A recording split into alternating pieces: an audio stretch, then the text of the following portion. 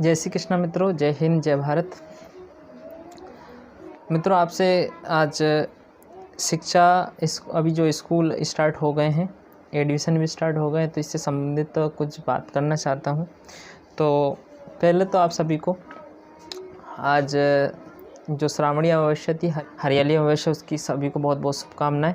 जो भी बच्चे भी एडमिशन लेने का सोच रहे हैं वो कोशिश करें कि अपने आसपास के स्कूलों में एडमिशन लें। आसपास के स्कूल मतलब गवर्नमेंट स्कूलों की बात कर रहा हूँ, क्योंकि अब लगभग जैसे कि मैं अपने क्षेत्र की बात करूँ तो आपको मैं एक सजेशन करूँगा कि आप पटौंदी स्कूल पास में पड़ता है, मेरा जो गांव है चितौड़ा है, तो जो पटौंदी स्कूल के आसपास जो भी विलेज हैं जो लगते हैं, तो आप पटौंदी स्कूल में ही जाएं। आप सिटी में ना जाएं। सिटी में जाओगे तो आपको देखना बहुत उससे नुकसान ही है, फ़ायदा कुछ भी नहीं है। क्योंकि पटौंदी स्कूल की अपेक्षा अदर स्कूलों में पढ़ाई भी इतनी नहीं होती, जहाँ तक मुझे आइडिया है। और इसको आप गलत वे में भी ना लें कि हो सकता कहीं करवा तो, लेकिन जितना मुझे पता है, मैंने स्कूल को देखा है, जाना है, उस हिसाब से पटौंदी स्कूल में अच्छी पढ़ाई होती है, अच्छी। तो आप मैं सजेस्ट करूँगा कि आप सरकारी स्कूल पटौंदी स्कूल में आप एडमिशन लें। देखना, जितना तुम बीनागंज में जाओगे, बीनागंज में जाने से आपको लगभग 40 से 50 हज़ार रुपये का मतलब खर्च होंगे। और अगर आप बीनागंज नहीं जाते हो, आपके ही गांव के स्कूल में आप एडमिशन लेते हो, या फिर आप किसी पटौंदी स्कूल में एडमिशन लेते हो, मैं अपने क्षेत्र की बात कर रहा हूँ, अपने गांव के आसपास के, तो आपको कुछ भी नहीं लगने वाला, जीरो रहेगा आपका। ठीक है, किराया मान लो आपको जो किराया लगेगा वो। लेकिन अगर बीनागंज जाते हो तो आपको 40 से 50 हज़ार कैसे होगा? क्योंकि आप रूम भी लोगे, 2000 के समथिंग रूम लगेगा आपका अलग। जो वहाँ पे रहने का खर्च, रूम का किराया हो गया लगभग 2 से 2500 रुपये। इसके अलावा फिर आप जो वहाँ पे खाना पीना बहुत ज़रूरतें होती हैं, तो इस प्रकार। और इसका कोचिंग फ़ीस आपकी वहाँ की बहुत सारी, इस प्रकार से 50 हज़ार के समथिंग। प्राइवेट स्कूल में चले गए तो और भी ज़्यादा लगेगा, तो इससे 50 हज़ार के समथिंग आपका जो वर्डन है वो कम हो जाएगा, अगर आप अपने ही गांव के स्कूलों में और सरकारी स्कूल में पढ़ते हो तो।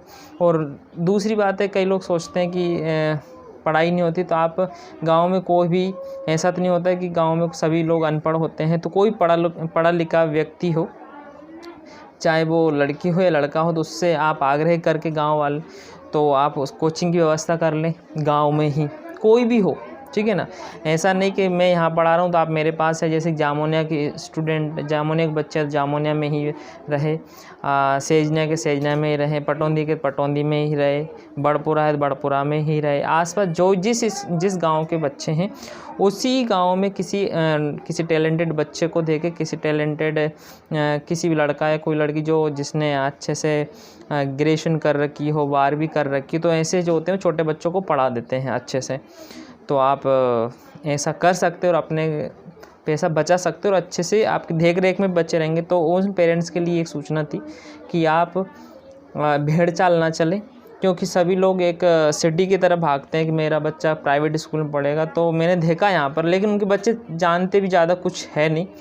तो अपने गाँव में ही रहकर अच्छे से पढ़ाई करें। और दूसरी चीज़, और आप स्वयं जाएँ स्कूल में और टीचर्स को पढ़ाने का बोलें, जिससे कि आपको फ़ायदा मिले। सरकार क्यों करती है इतना खर्चा टीचर्स पर? स्कूलों पर लाखों करोड़ों रुपए खर्च होते हैं, तो आप सरकारी स्कूल में एडमिशन दिलवाओ अपने बच्चों को, और भाई भेजो, जिससे कि आपके हज़ारों रुपये बचेंगे। लगभग 40 से 50 हज़ार रुपये खर्च हो जाते हैं, तो ये आपको फ़ायदा होगा।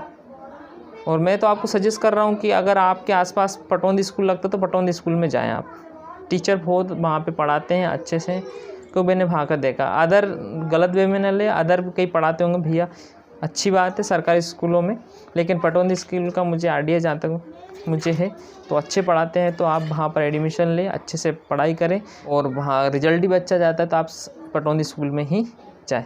जय हिंद, जय भारत।